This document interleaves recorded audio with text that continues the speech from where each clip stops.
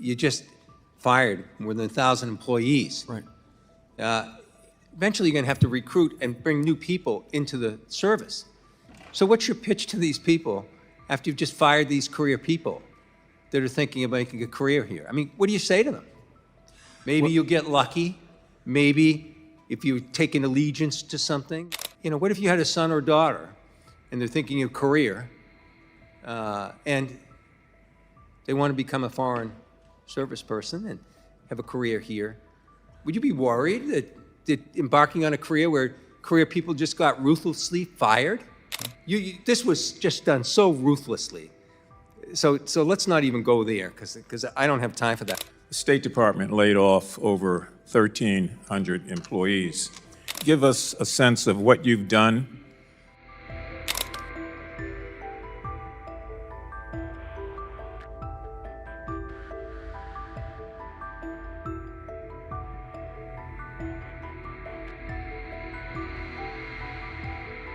We now go to the gentleman from Massachusetts, Mr. Keating, for 5 minutes. Well, thank you, Mr. Chair.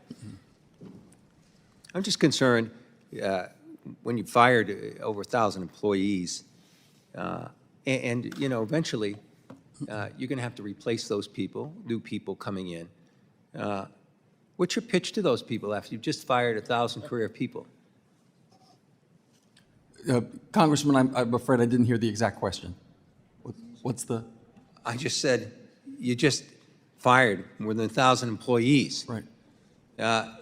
Eventually, you're going to have to recruit and bring new people into the service. So what's your pitch to these people after you've just fired these career people that are thinking of making a career here? I mean, what do you say to them? Maybe you'll get lucky. Maybe if you take an allegiance to something and beforehand. I mean, what if you had a son or daughter and they're thinking of career and they want to become a foreign service person and have a career here? Would you be worried that embarking on a career where career people just got ruthlessly fired? Congressman, there's never a perfect time to conduct a reduction in force. We are very aware of that.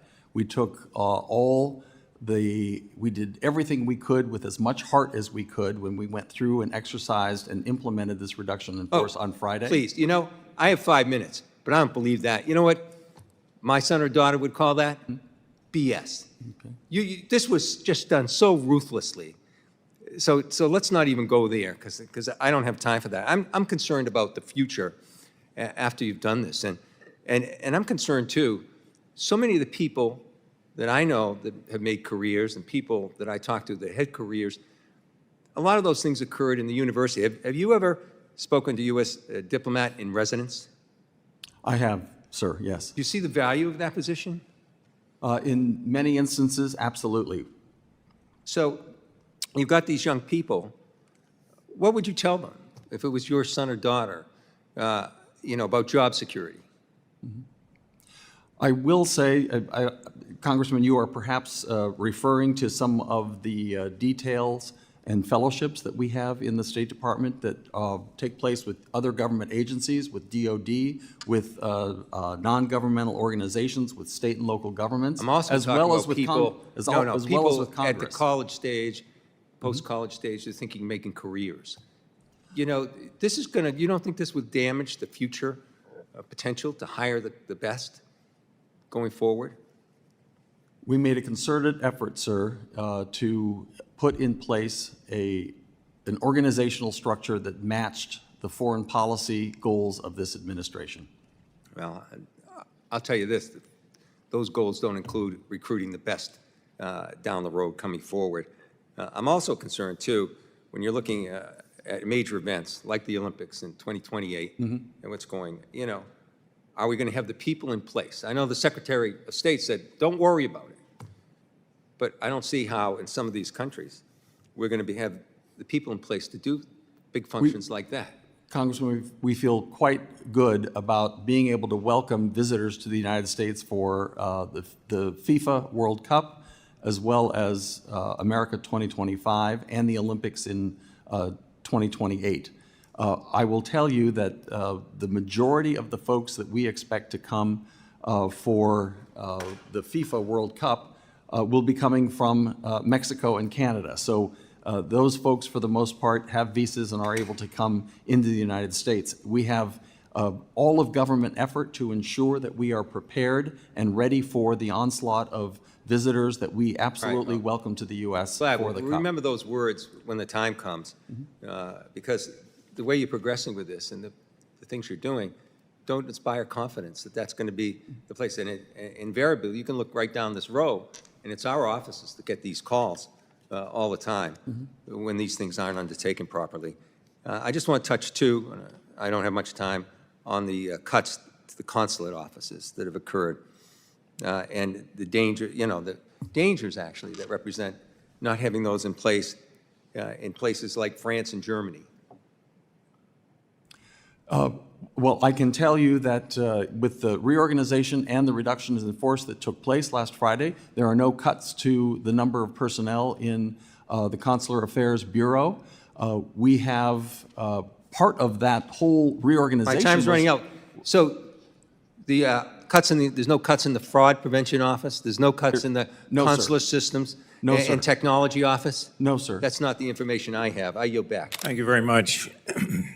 Mr. Cunningham, I want to ask you a couple of real simple questions and try to get your honest reaction here. As you know, this past Friday, the State Department laid off over 1,300 employees, including 1,100 of which were civil service employees and 246 which were foreign service officers. That figure is in addition to the roughly 1,600 employees who have left the agency since January, many of whom will say that they left under duress. At the same time, the Foreign Service Institute has indefinitely postponed any and all promotions, holding up promotions and shutting the entry point for new Foreign Service officers to get in. So I'm disturbed by the sheer number of employees fired, but also by the seemingly indiscriminate nature and manner of those firings. If I'm incorrect, I certainly would welcome your comments on some of this. I'm concerned also about the loss of expertise from the civil service and foreign service employees that had dedicated their lives, quite frankly, to serving this government, this nation, and the American people. So can you, for the sake of the committee here on the record, give us a sense of what you've done since being there to ensure that the recent staff reductions at the State Department will not harm the ability of the United States to engage in important diplomatic work? Thank you, Congressman. I can assure you right from the very start that what we're doing will not disturb the important mission that we have. I would welcome the opportunity just to talk to you a little bit about how that America First foreign policy is in place and how that relates to the reorganization as well as the reduction in force that you were so specific about. When Secretary Rubio came to office, he pledged that we were going to make foreign policy the purview of our ambassadors, of our embassies, of our operations overseas. And in order to support that, that overseas element, we decided that we needed to streamline and consolidate our operations here in Washington, D.C. And through the reorganization, as well as the attendant reduction in forces, we were able to do that. Indeed, if you look at the— Well, let me reclaim my time here. I don't have that much of it. Secretary Rubio was before this full committee, and we entertained a number of State Department persons, the last of which was just a couple of days ago. I want to know, though, have you completed, since you're saying this will not impact negatively, have you completed an assessment of the impact and the loss of expertise from the State Department, officials that have, as I said before, been fired or let go this year? That's a tremendous brain trust, a tremendous wealth of experience. And so when you extrapolate that out of an existing workforce, I need to get some idea of what assurances were made or what assessment was done to be able to say that there is no impact? Congressman, the assessment to actually implement the reorganization and the attendant reduction in force was done long in advance, and of course, we executed on that on Friday. It would be short-sighted of me to say that we've already done an assessment of the impact on what happened on Friday just a few days later, less than a week since that.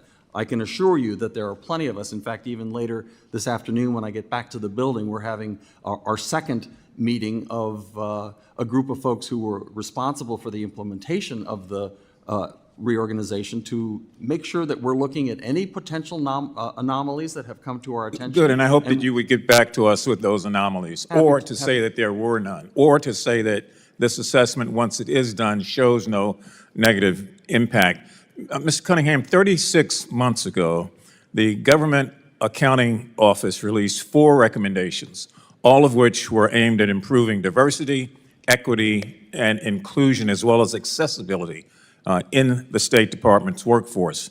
The previous administration made some progress in addressing those, but those recommendations, 4 of them remain open. Is there any plan in place by Secretary Rubio or yourself or others to address the Government Accounting Office's recommendations? Or since it is listed as DEI, can we assume that under this leadership at the State Department and the White House that they are dead?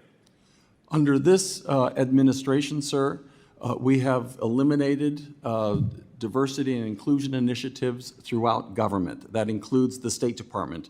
We have now moved to an entirely merit-based system that looks at skill sets, language capabilities, and experience in our identification, recruitment, hiring, and promotion and retirement of our workforce on both the civil service side as well as the foreign service side.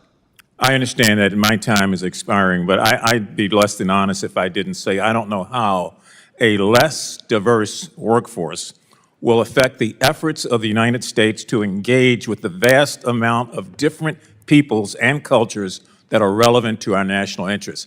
I don't know how we do that when we become less diverse. I yield back.